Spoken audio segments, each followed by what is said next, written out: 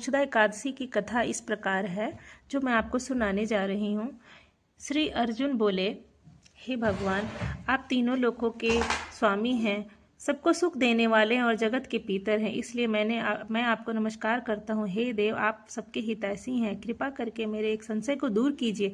मार्गशीर्ष माह के शुक्ल पक्ष में जो एकादशी होती है उसका नाम क्या है? उस दिन कौन से देवता की पूजा की जाती है और उनकी विधि क्या है?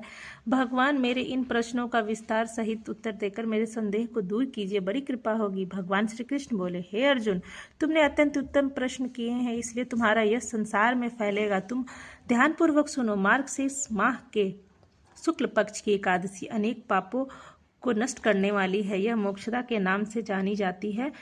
इस दिन श्री दामोदर भगवान की पूजा धूप दीप नैवेद्य आदि से भक्ति पूर्वक करनी चाहिए। हे अर्जुन, अब मैं एक पुराण की कथा कहता हूँ। इस एकादशी के व्रत के पुण्य के प्रभाव से नरक में गए हुए पिता माता पुत्र आदि को स्वर्ग प्राप्ति होती है।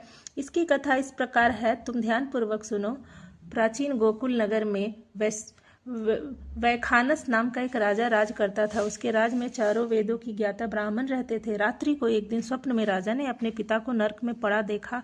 उसको स्वप्न में देखकर बड़ा आश्चर्य हुआ। वह प्रातः काल होते ही वह ब्राह्मणों के सामने अपनी सब स्वप्न कथा कहने लगा। हे ब्राह्मणों, रात्रि में मैंने स्वप्न में अपने पिता को नरक में पड़ा देखा है और उन्होंने मुझसे कहा है कि हे पुत्र, मैं अब नरक भोग रहा हूँ, मेरी यहाँ से मुक्ति कराओ। जब से मैंने उनके यह वचन सुने हैं तब से मुझे चैन नहीं है। मुझे अब राज सुख ऐश्वर्य आदि घोड़े धन स्त्री पुत्र आदि कुछ भी सुखदायक प्रतीत नहीं होते हैं। अब मैं क्या करूं, कहाँ जाऊं? इस दुख के कारण मेरा शरीर तप रहा है।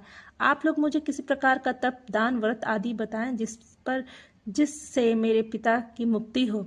राजा के ऐसे वचन सुनकर ब्राह्मण बोले, हे राजन, यहाँ से करीब ही वर्तमान भूत भविष्य के ज्ञाता एक पर्वत नाम के मुनि हैं।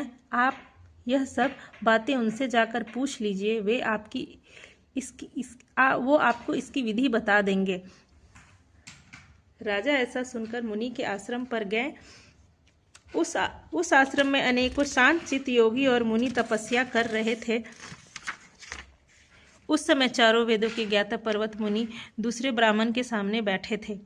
राजा ने जाकर उनको साष्टांग प्रणाम किया। पर्वत मुनि ने उससे राज्य की सातों अंगों की कुशल क्षेम पूछी। तब राजा बोले, हे देवर्षि, आपकी कृपा से मेरे राज्य में सब सुकुशल है, परंतु अकस्मात एक विघ्न आ गया है जिससे मुझे अशांति हो रही है।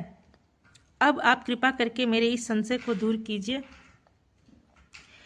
ऐसा सुनकर पर्वत मुनि ने एक मुहूर्त